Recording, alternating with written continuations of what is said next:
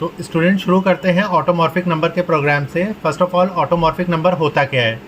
देखिए 6 एक ऑटोमॉर्फिक नंबर है क्योंकि 6 का स्क्वायर कितना होता है 36 और इसके लास्ट में वही नंबर 6 जो हमने दिया है वही आ रहा है।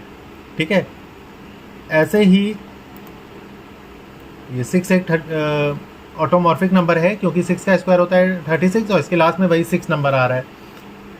25 भी एक ऑटोमॉर्फिक नंबर है क्योंकि 25 का स्क्वायर होता है 625 और इसके लास्ट में वही नंबर जो हमने एंटर किया 25 वही आ रहा है।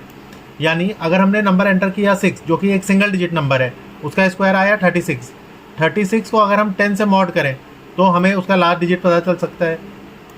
ऐसे ही 25 का स्क्वायर होता है 625 में अगर हमें 25 अलग करके देखना हो तो उसको हमें 100 से मॉड करना पड़ेगा। यानी अगर यूज़र ने सिंगल डिजिट नंबर एंटर किया है तो उसका स्क्वायर करके हम 10 से मॉड करके देखेंगे कि वही नंबर हमें मिल रहा है कि नहीं। और अगर नंबर एंटर हुआ 2 डिजिट का तो उसका स्क्वायर करके हमें 100 से मॉड करके देखना पड़ेगा कि हमें वही नंबर मिल रहा है कि नहीं। ऐसे ही सपोज करो अगर यूज़र ने 3 डिजिट नंबर एंटर किया तो उसका स्क्वायर करके हमें 1000 से मॉड करके देखना पड़ेगा कि वही नंबर हमें मिल रहा है कि नहीं। ठीक है, तो यानी हमें क्या करना पड़ेगा, जो भी नंबर यूज़र एंटर कर रहा है पहले तो उसके डिजिट्स को काउंट करना पड़ेगा कि वो कितने डिजिट का नंबर है।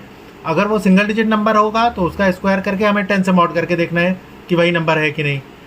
अगर नंबर 2 डिजिट का है तो उसका स्क्वायर करके हमें 100 से मॉड करके देखना पड़ेगा कि हमें वही नंबर मिल रहा है कि नहीं। ठीक है, तो इसका प्रोग्राम समझ लेते हैं जावा में। देखो स्कैनर तक तो हर प्रोग्राम में वैसे ही लिखा जाता है। सबसे पहले हमने क्या किया, एक नंबर यूज़र से एंटर कराया। सपोज करो नंबर एंटर हुआ 25। ठीक है, SOP enter number n equals to sc.next। Suppose करो नंबर एंटर हुआ 25। अब हमने कर दिया z इक्वल्स टू n। अब z के अंदर भी कितना आ गया 25। हमने एक p वेरिएबल लिया जिसके अंदर हम नंबर का स्क्वायर स्टोर करेंगे, तो p के अंदर कितना आ जाएगा 625। अब हमें ये चेक करना है कि जो नंबर यूज़र ने एंटर किया वो कितने डिजिट का नंबर है। यानी हमें नंबर के डिजिट्स को क्या करना है, काउंट करना है। तो जब भी हमें नंबर के डिजिट्स पे वर्क करना होता है हम लूप कैसे चलाते हैं, while n is greater than 0। इस तरह का लूप कब चलेगा, जब भी हमें नंबर के एक एक डिजिट पे वर्क करना होगा। ठीक है, हमने किया c इक्वल्स टू c+1। जैसे सपोज करो नंबर एंटर हुआ 25, क्या 25 ग्रेटर देन 0 है तो c की वैल्यू 1 बढ़ जाएगी। c की वैल्यू हमने कितनी ली थी 0, अब c की वैल्यू कितनी हो गई कंप्यूटर के मेमोरी में 1। फिर हमने किया n equals to n/10। n/10 करने से यानी नंबर है 25 तो नंबर कितना बचा अब 2, क्योंकि 25 को अगर हम 10 से मॉड करेंगे या डिवाइड करेंगे तो क्वोशंट हमारा 2 आएगा। फिर ये ऊपर गया क्योंकि लूप चल रहा है, क्या 2 ग्रेटर देन 0 है। फिर इसने c की वैल्यू एक और बढ़ा दी, कितनी हो गई 2। फिर n equals to n/10, n हो गया 0। ठीक है, इसके बाद तो लूप खत्म हो गया। जब लूप खत्म हुआ c की वैल्यू कितनी है 2, क्योंकि 25 जो है 2 डिजिट नंबर है। तो ये लूप क्या कर रहा है कि जो भी नंबर यूज़र एंटर कर रहा है उसके डिजिट्स को काउंट कर रहा है कि वो कितने डिजिट का नंबर है। तो अगर नंबर देंगे 25 तो c की वैल्यू आएगी 2। अगर नंबर देंगे 6 जो कि एक सिंगल डिजिट नंबर है तो c की वैल्यू क्या रहेगी 1। ठीक है, तो फिलहाल c की वैल्यू कितनी आ रही है 2, क्योंकि 25 एक 2 डिजिट नंबर है। जैसे ही लूप खत्म हुआ हमने एक t वेरिएबल लिया equals to math.pow10, c। Pow function क्या करता है, पावर निकालता है। तो 10 to the power of c की वैल्यू कितनी है 2, तो 10 to the power of 2 is 100। तो t के अंदर कितना आ गया 100।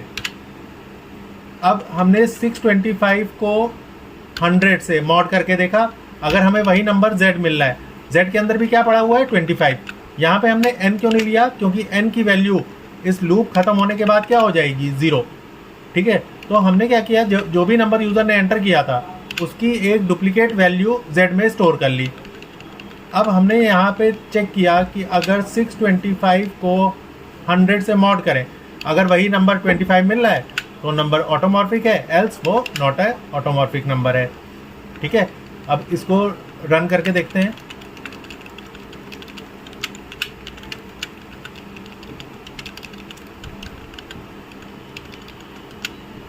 इसको कंपाइल किया हमने। अब अगर हमारे प्रोग्राम में कोई एरर नहीं है तो लिख के क्या आएगा, नो सिंटेक्स एरर, यानी इसमें कोई एरर नहीं है। इसको हमने क्लोज किया। अब इसको रन करके देखते हैं। हमने नंबर एंटर किया 25, तो 25 एक ऑटोमॉर्फिक नंबर है तो आ रहा है ऑटोमॉर्फिक नंबर। ठीक है, लेकिन अगर हमने नंबर लिया होता 87, तो वो ऑटोमॉर्फिक नंबर नहीं है। ऐसे 6 भी एक ऑटोमॉर्फिक नंबर है, क्योंकि 6 का स्क्वायर कितना होता है 36, और 36 के लास्ट में 6 ही आ रहा है, तो 6 भी एक ऑटोमॉर्फिक नंबर है। ठीक है, तो इसका स्क्रीन पे मैं प्रोग्राम दिखा दे रहा हूँ। ठीक है, सबसे पहले हमने एक नंबर एंटर किया और नंबर के डिजिट्स को काउंट कर लिया। फिर अगर नंबर सिंगल डिजिट नंबर है तो उसको 10 से मॉड करके देखा, 2 डिजिट नंबर है तो 100 से मॉड करके देखेंगे। अगर हमें वही नंबर मिल रहा है तो वो ऑटोमॉर्फिक है, नहीं तो नहीं है। तो होप ये वीडियो आपको पसंद आया होगा। अगर वीडियो अच्छा लगे तो वीडियो को शेयर करिए, लाइक करिए, और अपने जितने भी फ्रेंड्स के साथ शेयर कर सकते हैं करिए। ओके।